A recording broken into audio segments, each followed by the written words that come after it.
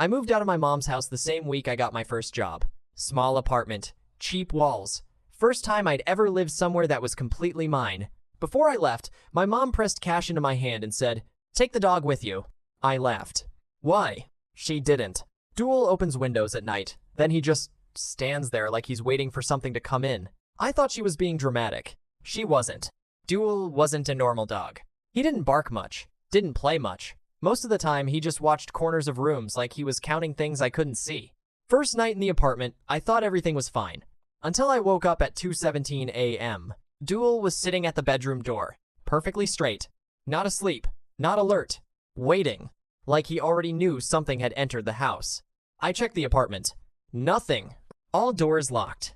Windows shut. I went back to bed. In the morning, the kitchen window was open. Not slightly, fully open. Curtain pulled outward like something had leaned in, then decided not to finish coming through. I told myself I must have forgotten. But Duel didn't look at me that morning. He stared at the hallway instead, like he was disappointed I hadn't noticed yet. The next night, I stayed awake. I turned off every light, sat in the dark, and waited. At 2:17 a.m., the window latch clicked. Not forced. Not broken. Unlocked. Like someone already had access. Duel stood up instantly. But he didn't bark. He backed away from the hallway. Slowly. Like whatever was there wasn't something you confront. It was something you avoid being seen by. Then I heard my name. Right outside the bedroom door. Quiet. Carefully shaped. Like someone saying it for the first time out loud. I froze.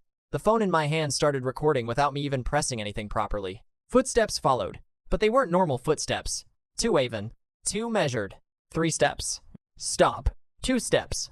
Stop. Like it was learning the size of my apartment 1 section at a time. Duel suddenly pressed himself against my legs. Hard. Not protective in a comforting way. Protective like containment. Like he was trying to keep me from doing something stupid. The door handle moved. Once. Then again. Testing. Patient. And then. A breath. Not loud. Not deep. Just close enough that I knew it wasn't coming from the hallway anymore. It was coming from the crack under the door. Duel started shaking. Not growling. Not moving. Just shaking like he finally accepted something I hadn't yet. And in that moment, I understood something I didn't want to understand. Duel wasn't watching the house to protect me. He was watching it to know when it was already too late.